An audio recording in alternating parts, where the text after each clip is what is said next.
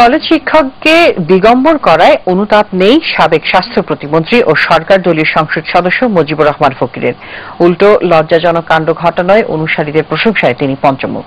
সাংসদের এমন নানা অপকর্মের বিরুদ্ধে ফুঁসে উঠছেন ময়মনসিংহের গৌরীপুরের সাধারণ মানুষ ও আওয়ামী লীগের নেতাকর্মীরা। আতাউর রহমান হিমেলের ক্যামেরায় ইমরান হোসেন সুমনের রিপোর্ট। এবং আমি বলতে তার দুর্নীতির বিরুদ্ধে শতপথ প্রকাশ করব। এগুলো তার ময়মনসিংহের সরকারি মমিনুন্নেসা কলেজের সহযোগী অধ্যাপক ফরিদউদ্দিন আহমেদ। গৌরীপুর উপজেলা আওয়ামী লীগের সাবেক সাধারণ সম্পাদকও ছিলেন তিনি। বিগত 5 জানুয়ারি নির্বাচনে স্বতন্ত্র প্রার্থী নাজনীন আলমকে সমর্থন করেছিলেন। এতেই ক্ষুব্ধ হয়ে ওঠেন সাবেক স্বাস্থ্য প্রতিমন্ত্রী মুজিবুর রহমান ফকির। গত 22 জুন গৌরীপুরে দিনে দুপুরে কলেজ শিক্ষক ফরিদউদ্দিনকে দিগম্বর করেন এমপির অনুসারীরা। সরকার দলীয় এমপির ক্যাডাররা প্রকাশ্যে একজন কলেজ শিক্ষককে দিগম্বর করায় বিক্ষোভে ফেটে পড়েন গৌরীপুরের সাধারণ মানুষ ও স্থানীয় আওয়ামী লীগ নেতারা।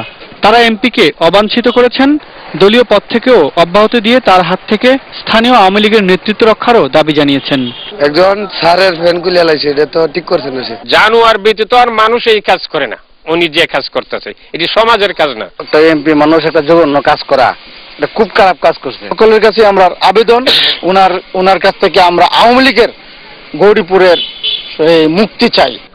শুধু একজন কলেজ শিক্ষককেই নয়, এমপি মুজিবুর রহমান ফকিরের বিরুদ্ধে কথা বললেই তিনি লোকজনের মাথা ন্যাড়া করে দেন।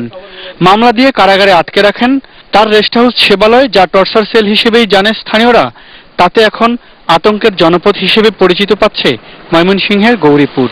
আতঙ্ক মানে কি? ভীষণ আতঙ্ক। মাথা নেড়া তো যদিও করছে 5-7 জনের, কিন্তু এরকম আরো 50 জনের মাথা বিধান হয়েছে। দিগম্বরের শিকার কলেজ শিক্ষক বললেন, এমপির চাঁদাবাজি আর অন্যায়ের প্রতিবাদ করাতেই তাকে এমন অপদস্থ করা হয়েছে। আমাকে ন্যাঙ্গা করার পরে তখন ফোন করা হয়েছে, এই কি ফটো তুলতে? হ্যাঁ, ফটো তুলছি। হ্যাঁ, যা ফটো তুলে থাকো তাহলে 2টা লাখ দিয়ে ছেড়ে দে। তারপরে সেগুলো হচ্ছে ইন্টারনেটে ছড়িয়েছে। সুতরাং তো বুঝে নিই আমার অবস্থা কি। আমার এই জীবনে যা কিছু আছে, আমি শারীরিকভাবে আছে, কিন্তু আমি সামাজিকভাবে আমার মৃত্যু হয়ে গেছে। আধুনিক যুগে এমন লজ্জাজনক ঘটনায় সামাজিকভাবে যে মর্যাদাহানির শিকার হলেন এই কলেজ শিক্ষক, তার কি কোনো বিচার তিনি পাবেন? তো ন্যায় বিচারের খুব একটা প্রত্যাশী ছিলাম না, অথবা নাইও। কারণ কেন নাই? উনি একজন সাংসদ। যেমন কয়েকদিন আগেও যে যার গাড়ি প্রকাশ্য দিবালোকে লিটনের গাড়ি ভাঙা হলো, লিটন মামলা করলো, এসপি সাহেব বললো না, তাকে ছাড়া আসামি ছাড়া মামলা করতে হবে।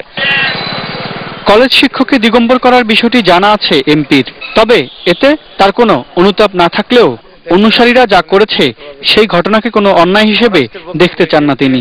5 তারিখের নির্বাচনে যারা আমার সঙ্গে ছিল, আওয়ামী লীগের কর্মী, তারা আমার সঙ্গে আছে, আগামী দিনও থাকবে। আমার অনুসারীরা ওই লুসার এটা করছে কিনা আমি কনফার্ম না, করলে তারা করতেও পারে।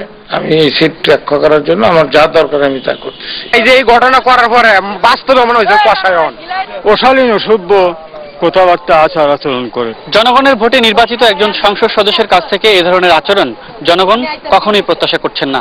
এখানকার সাধারণ মানুষ বলছেন, এই ঘটনায় এমপির সংশ্লিষ্টতা কিংবা তার যেসব সহযোগীদের কথা বলা হচ্ছে, তারা যদি জড়িত থাকে তাহলে তাদের দৃষ্টান্তমূলক শাস্তি যাতে নিশ্চিত করা হয়। Imran Hossain Sumon, ATN news, Gauripur, Mymensingh.